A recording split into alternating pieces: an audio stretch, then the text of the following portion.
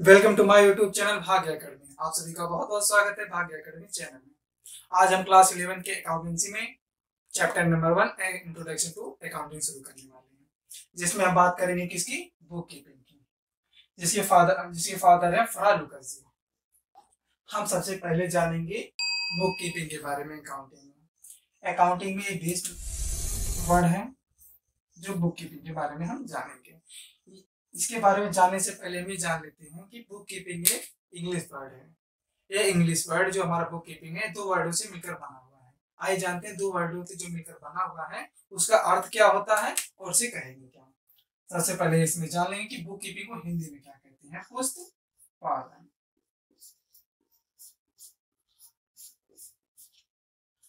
Book keeping को हिंदी में कहेंगे पुस्तपालन। अब इसका वर्ड को अलग अलग कर लेते हैं। बुक कीपिंग को book plus keeping,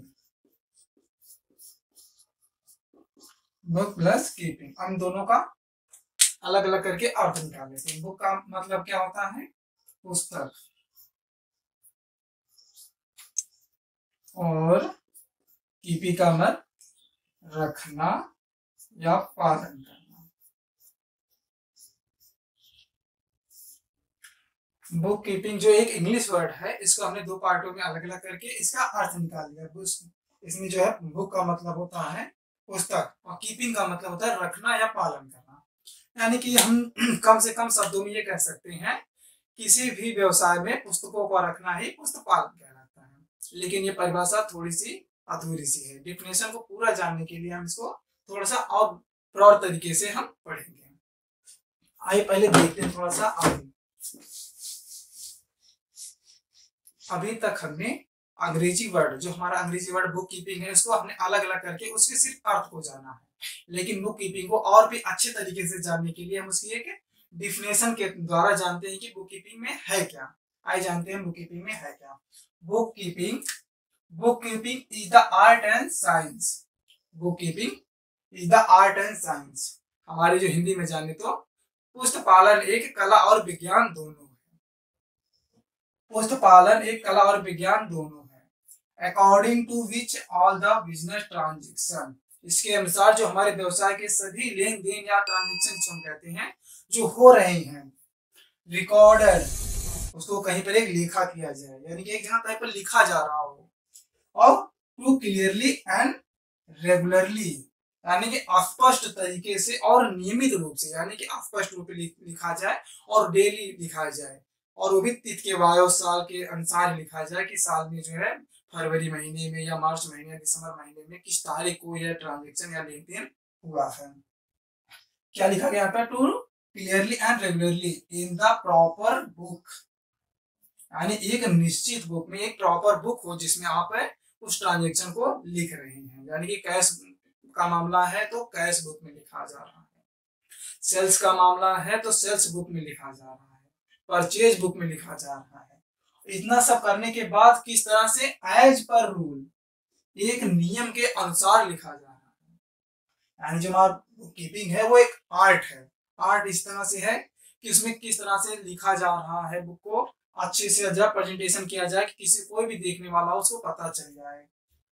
and science, science में क्या है, साइंस को हिंदी में परिभाषित किया जाता है सुसंगठित, सुव्यवस्थित, सुसंगठित ज्ञान को विज्ञान कहते हैं। इसमें सुव्यवस्थित तरीके से और संगठित तरीके से लिखा जाएगा विज्ञान को, जो इसमें के ट्रांजेक्शन होंगे उस अच्छे तरीके से प्रदर्शित किया जाएगा, इसीलिए इसको कला और विज्ञान कहते हैं। और according to which all business transaction recorded to clearly and regularly in the proper book as per rule, ये हमारी इसकी परिभाषा हो गई। यानी कि एक कला और विज्ञान जिसके अनुसार हमारे व्यवसाय के सभी लेन देन को स्पष्ट रूप से और नियमित रूप से एक निश्चित बुक में एक नियम के अनुसार लिखा जाता है। ये बात हो गई हमारी डिफिनेशन की। डिफिनेशन के थ्रू हमने इतना जाना, लेकिन डिफिनेशन के थ्रू हमने जान लिया। आप थोड़ा सा प्रैक्टिकली जान लेते हैं हमें क्या करना है। इसके लिए हमें 4 पॉइंट बताया जाएगा, जिस पॉइंट में आप किसी भी ट्रांजेक्शन को देखते ही थोड़ी ना कर देंगे कि इसको बस आया ट्रांजेक्शन हो गया, इसको रिकॉर्डिंग कर दो, हो गया। इस तरह से नहीं रिकॉर्डिंग की जाएगी। उसमें पहले कुछ पहचाना जाएगा, कुछ मापा जाएगा, उसके बाद एंट्री करके उसकी तब उसको क्लासिफिकेशन किया जाएगा। इसको जानने के लिए हम आगे बढ़ते हैं। बुक कीपिंग के हमने डिफिनेशन जान ली, लेकिन डिफिनेशन जानने के बाद हम उसको यहाँ की एंट्री जो वो हमारा जो ट्रांजेक्शन होगा उसको ऐਵੇਂ थोड़ी ना लिख देंगे कि हमारा ट्रांजेक्शन हो गया, इसको लिख देते हैं।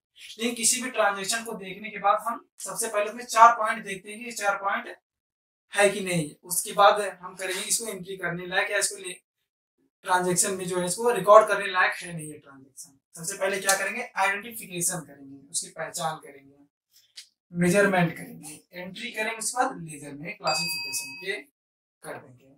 अब हम इसके बाद जानेंगे इसमें क्या मेजर करेंगे, क्या आइडेंटिफिकेशन करेंगे, उसके बाद एंट्री में क्या करेंगे, हम लेजर क्लासिफिकेशन किस तरह करेंगे। ये तो आगे का पोर्शन है लेजर, जो आगे के चैप्टर में कवर किया जाएगा। तो सबसे पहले आइए हम देखते हैं आइडेंटिफिकेशन क्या करेंगे। हम देखेंगे फाइनेंशियल ट्रांजेक्शन है कि नहीं।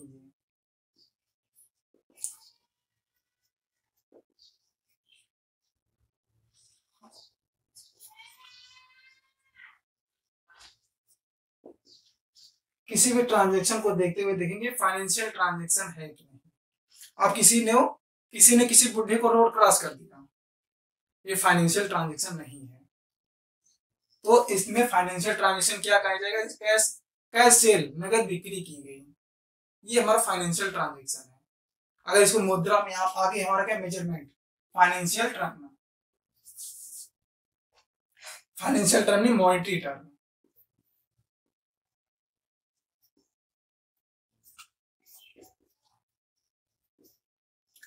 हम सबसे पहले जब ट्रांजेक्शन को देखेंगे तो उसमें आइडेंटिफिकेशन करेंगे फाइनेंशियल ट्रांजेक्शन है कि नहीं है। अगर आपको फाइनेंशियल ट्रांजेक्शन को मिल जाता है तो उसके बाद आप क्या उसका करेंगे, मॉनेटरी टर्म में, यानी कि वो हमारी जो ट्रांजेक्शन हो रहा है कि मॉनेटरी टर्म में है कि नहीं, यानी कि उसको हम मुद्रा में माप सकते हैं कि नहीं। आपने देख लिया ये फाइनेंशियल ट्रांजेक्शन है, लेकिन इसको मॉनेटरी टर्म में देखने के लिए आपको ये देखना होगा कि कितने में ट्रांजेक्शन हुआ है, इसकी पैसा इसमें कितना लग रहा है, इसलिए मॉनेटरी टर्म करेंगे। जब ये दोनों हमारा प्रोसेस पूरा हो जाता है हम आगे उसको जनरल करेंगे, उसके बाद क्लासिफिकेशन कर देंगे। इसको आप जानकर आगे आप जाकर लेजर में जानेंगे, यानी कि कौन सी बुक में रखना है, cash book, purchase book, sales book वगैरह वगैरह जो भी है उसमें आपको रखना है। अब इसको हम प्रैक्टिकली देखते हैं कैसे हम आपको किया जाएगा।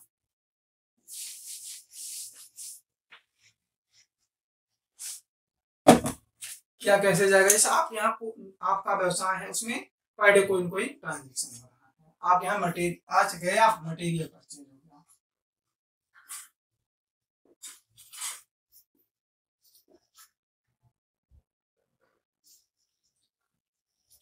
और कितने का आपने मटेरियल परचेज किया, 2 लाख का,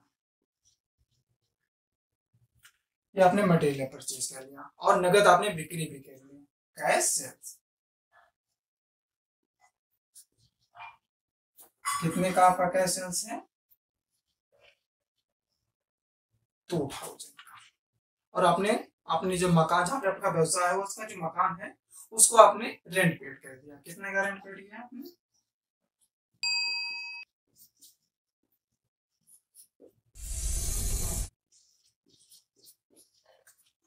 20,000 रुपए। और आपने क्या ड्राइंग भी ली है, यानी कि आपने कुछ आहरण लिया है, यानी कि आपने अपने व्यवसाय से कुछ पैसा निकाला है अपने जरूरी काम के लिए, लेकिन कितना पैसा निकाला ये पता नहीं। और मान लो आपने पैसा लेके जा रहे हैं, आपने किसी को रोड क्रॉस करा दिया,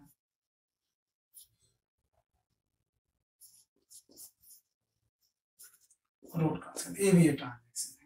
अब हमने सबसे पहले क्या होता था, आइडेंटिफिकेशन, ये फाइनेंशियल ट्रांजेक्शन देखा जाता है, उसके बाद मेजरमेंट किया जाता है कि मॉनेटरी टर्म है कि नहीं, उसके बाद जनरल किया जाता है, उसके बाद क्लासिफिकेशन किया जाता है।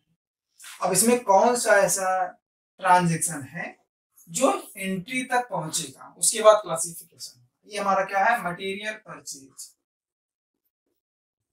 ये हमारे बिजनेस का ट्रांजेक्शन है कि नहीं, बिजनेस का ट्रांजेक्शन है। तो पहले तो आइडेंटिफिकेशन तो हो गया, लेकिन मेजरमेंट, इसको कितने में नापते हैं हम, 2 लाख रुपए। नीचे हमारा कितना, कैश सेल्स, नगद बिक्री, इसको भी हम आइडेंटिफिकेशन कर लिए कि हाँ ये फाइनेंशियल ट्रांजेक्शन है। रेंट पेड, ये भी फाइनेंशियल ट्रांजेक्शन है। ड्राइंग फाइनेंशियल ट्रांजेक्शन तो है, लेकिन इसको हम मेजरमेंट नहीं कर सकते मॉनेटरी टर्म में, क्योंकि हमें ये पता ही नहीं है कि कितने वहां पे जो है ड्राइंग हुई है, कितना आवरण लिया गया, कि मालिक के द्वारा कितना पैसा निकाला गया अपने व्यवसाय से। और क्रॉस रोड, मालिक ने किसी को रोड क्रॉस करवा दिया। भाई ये फाइनेंशियल ट्रांजेक्शन है ही, तो जन कल्याण हुआ, फाइनेंशियल ट्रांजेक्शन है ही तो आगे जाएगा। तो यहाँ पर फाइनेंशियल ट्रांजेक्शन की पुष्टि होती जा रही है। अब मॉनेटरी टर्म में कौन कौन सा आएगा? कैश सेल्स 2000 में, रेंट पेड 20,000 में, ड्राइंग आइडेंटिफिकेशन में तो आया लेकिन मेजरमेंट में नहीं आया। इस तरह से किसी भी ट्रांजेक्शन को देखेंगे जो हम, उससे पहले आइडेंटिफिकेशन करेंगे कि ये फाइनेंशियल ट्रांजेक्शन है कि नहीं, उसके बाद देखेंगे मेजरमेंट करेंगे मॉनेटरी टर्म में आता है कि नहीं आता है, उसके बाद जनरल, उसके बाद क्लासिफिकेशन हम करेंगे। अब जान लेते हैं थोड़ी सी इसकी विशेषता, क्यों, इसकी विशेषता क्या है, क्यों यूज किया जाता है इसको। तो आगे चलिए हम देखते हैं उसकी विशेषता क्या है।